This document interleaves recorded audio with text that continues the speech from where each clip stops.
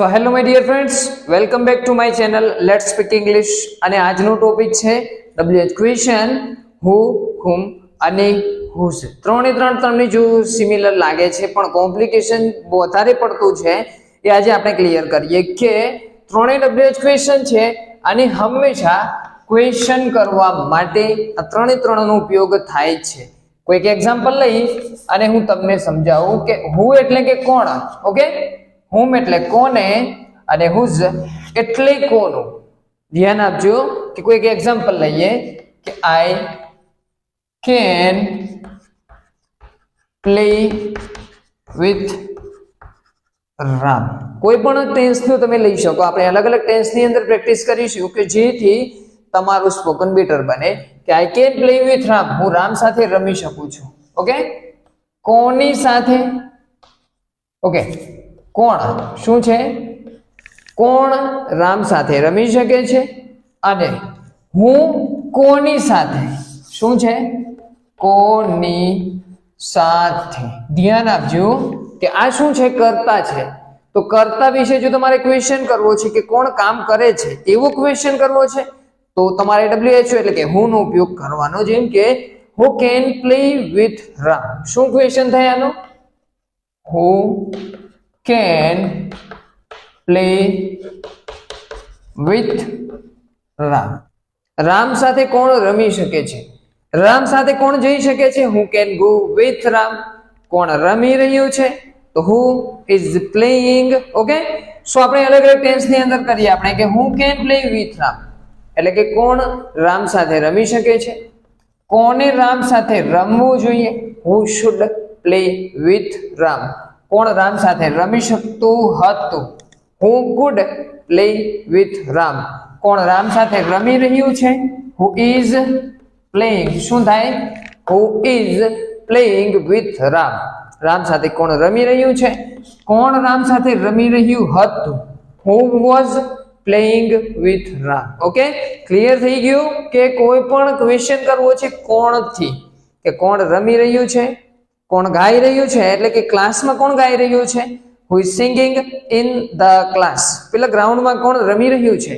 Who is playing in the ground. Okay, કોણ terrace ઉપર કૂદી રહ્યું છે? Who is jumping on the terrace. Terrace પર કોણ કૂદી રહ્યું છે? ક્લાસમાં કોણ વિસ્પરિંગ કરી રહ્યું છે? Who is whispering in the class. So clear થઈ ગયું કે કોણથી ક્વેશ્ચન કરવો છે અને કર્તા જે છે એના વિશે ક્વેશ્ચન કરવો છે તો તમારે હુ થી ક્વેશ્ચન કરવાનો છે. સેકન્ડ છે કયું? હુમ, કોને. ક્યારે ઉપયોગ કરવાનો? કે કર્મ તરીકે કોઈ માણસ છે એટલે કે બીજો માણસ છે સેન્ટેન્સ ની અંદર. ઇન શોર્ટ તમે યાદ રાખો કે બીજો માણસ છે. જેમ કે I can play with Ram, હું રામ સાથે રમી શકું છું. હું પોતે કરતા છું અને કોની સાથે? બીજો માણસ કોણ છે? રામ. સો એની સાથે, તો કોની સાથે? વિથ રામ. તો વિથ હુમ થાય. કોની સાથે? With whom. ઓકે, શાનો ઉપયોગ કરવાનો છે? Whom no. With whom can I play. With whom can I play. હું કોની સાથે રમી શકું છું. ક્લિયર થઈ ગયું? શું છે કે કર્મ તરીકે કોઈ છે એના વિશે ક્વેશ્ચન કરવો છે તો કોની સાથે રમી શકે છે? કોની સાથે રમવું જોઈએ? With whom should I play. Okay, કોની સાથે રહેવું જોઈએ? With whom should I leave. Okay, કોની સાથે રમી રહ્યો છે? With whom is he playing. શું છે? With whom is he playing. તે કોની સાથે રમી રહ્યો છે? તો જ્યારે પણ કર્મ તરીકે કોઈ માણસ છે એના વિશે તમારે ક્વેશ્ચન કરવો છે તો હુમ નો ઉપયોગ કરવાનો છે. ઓકે, અને ફ્રેન્ડ્સ થર્ડ કયું છે? હુઝ એટલે કે કોનું.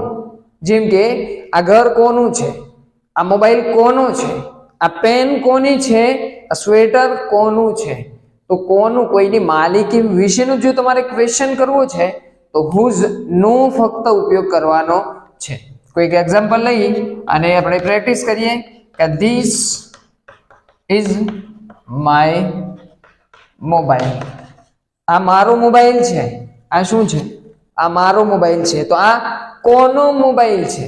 શાનાથી ક્વેશ્ચન કરો? કોનો મોબાઈલ છે? તો whose mobile, whose mobile is this, આ મોબાઈલ કોનો છે? આ કાર કોની છે? તો હુઝ કાર ઇઝ ધીસ. કોની પેન? તો હુઝ પેન. કોનો મોબાઈલ? તો હુઝ મોબાઈલ. કોનું ઘર? તો હુઝ હાઉસ. ઓકે, કોની પેન્સિલ? Whose pencil. કોની book? Whose book. So clear થઈ ગયું હશે કે હુ એટલે કે કર્તા તરીકે જો કોઈ માણસ છે એના વિશે ક્વેશ્ચન કરવો છે તો હુ નો ઉપયોગ કરવાનો. ઓકે, હુમ કોને કર્મ તરીકે કોઈ છે એના વિશે ક્વેશ્ચન કરવો છે તો તમારે હુમ નો ઉપયોગ કરવાનો. અને થર્ડ કયું છે કે હુઝ કોનું. કોનું એટલે કે કોઈની માલિકી વિશે, કોઈ પણ વસ્તુ છે એની માલિકી વિશે ક્વેશ્ચન કરવો છે તો હુઝ નો ઉપયોગ કરવાનો છે. સો ફ્રેન્ડ્સ, આઈ હોપ કે તમને આ ક્લિયર થઈ ગયું હશે ત્રણે ત્રણનો ઉપયોગ. અને જો વિડીયો ગમે છે તો મિત્રો સુધી શેર કરો.